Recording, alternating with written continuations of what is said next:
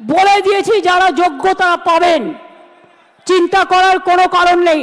গায়ের জোরে ফোর্সফুলি তর্ক করে কিছু হয় না, ভালোবাসার দ্বারা যেটা হয়। মেরে দেখ, গুলি করে মেরে দেখ, লাঠি চার্জ করে কি হবে? লাঠি চার্জ করে কি হবে?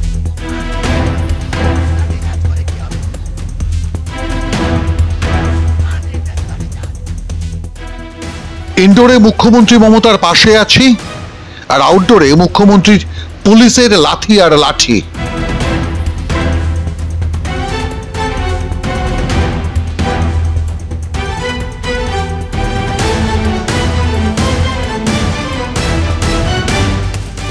কসবায় ডিআই অফিসের 3 দফা দাবিতে ডেপুটেশন দিতে গিয়েছিলেন চাকরি বাতিল শিক্ষকরা।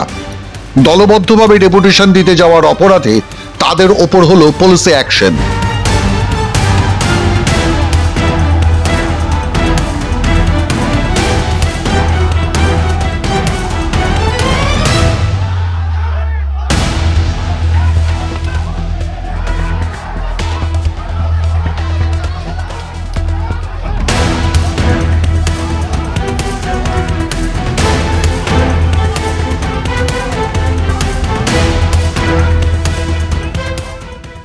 দেখুন সেই অ্যাকশনের ছবি।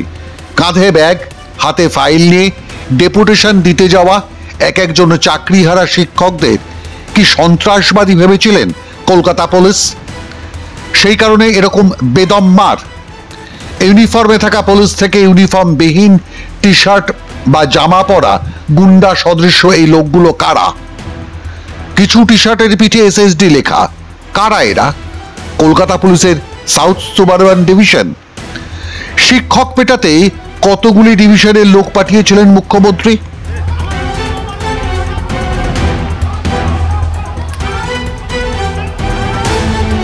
অথচ নেতাজি ইন্ডোরের সাজানো যাত্রাপালায় মুখ্যমন্ত্রী বলেছিলেন শিক্ষকদের পাশে আছি। কাদের পাশে ছিলেন মুখ্যমন্ত্রী? বুকে ব্যাচ যোগ্যদের তালিকায় ওয়েবকুপার পদাধিকারী, তৃণমূল কর্মী নেতারা, যারা নিচে বসার অনুমতি পেয়েছেন মুখ্যমন্ত্রীর কাছে। আর চাকরিহারা যোগ্যরা ছিলেন ওপরের টায়ারে, দূরে।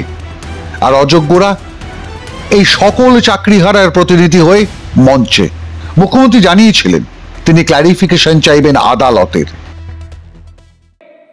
যারা আজকে শিক্ষা কাঠামোকে সম্পূর্ণ ভেঙে দিয়েছে, আমি তাদের জন্য বলতে চাই, আমরা এটা নিশ্চিত করব, আমরা একটা ক্ল্যারিফিকেশন চাইব প্রথমে।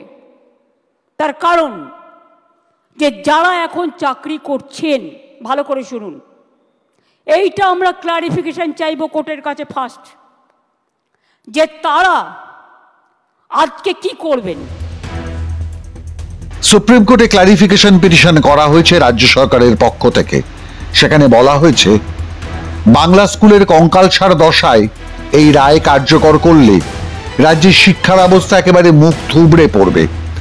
অতএব হুজুর মাই বাপ, নতুন নিয়োগ বা এই শিক্ষাবর্ষ শেষ হওয়া পর্যন্ত অন্তত অদাগী বলে চিহ্নিতদের কাজ চালিয়ে যাওয়ার সুযোগ দেওয়া হোক। প্রধান বিচারপতির ডিভিশন বেঞ্চ এই আবেদন মানতে পারেন, আবার নাও মানতে পারেন। মানলে প্রশ্ন উঠবে, তাহলে এই অদাগী বা যোগ্য বলে যাদের চিহ্নিত করেছে সরকার, এসএসসি কিংবা মধ্যশিক্ষা পর্ষদ, তাদের লিস্ট জমা করুন আদালতে। তখন সরকার কি করবে? এক্ষেত্রে যোগ্যদের তালিকা দিলেও বিপদ, না দিলেও বিপদ। দিলে আদালত জানতে চাইবেন এই তালিকা এখন আপনি কোথায় পেলেন। পেলেন যদি এতদিন 2.5 বছর ধরে আদালতে জমা দেননি কেন? আর দিলেন যখন, তখন আপনাকে এবার প্রমাণ করতে হবে এরা যোগ্য।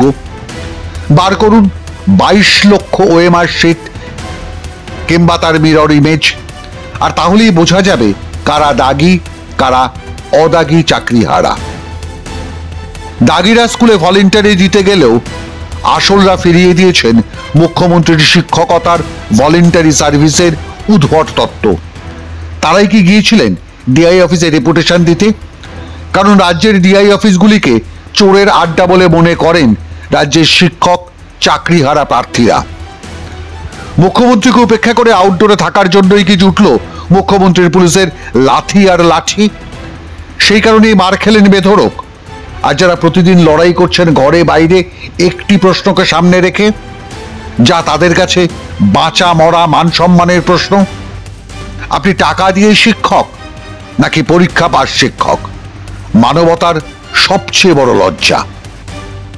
বুধবার শিক্ষকরা মার খেয়েছেন, বৃহস্পতিবার মহামিছিলের ডাক দিয়েছেন সেই শিক্ষকরাই মৌলালি থেকে। কলকাতা পুলিশ লজ্জা ঢাকতে ফেসবুকে পোস্ট করেছে বুধবারের ভিজুয়ালস। সেখানে আচমকা একটা চিৎকার ভরে দিয়েছে, কিন্তু ভুলে গেছে ওই ভিজুয়াল ফরেন্সিকে গেলে হয়তো মিথ্যে বলে প্রমাণ হবে। আসলে চাকরি হারাদের জন্য নয়, মুখ্যমন্ত্রীর ইনডোরের প্ল্যান ABCDE আসলে জোচ্চোরদের বাঁচাতে।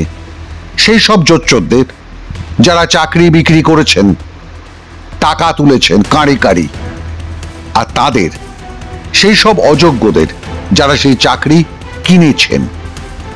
সেই কারণে সাজানো যাত্রাপালা ইনডোরে, বলা পাশে আছে, আর আউটডোরে একদিকে পুলিশের লাঠি আর লাঠি শিক্ষক মশাইদের, এবং ট্যাম্পার্ড ভিডিও। মাধ্যম ব্যুরো রিপোর্ট।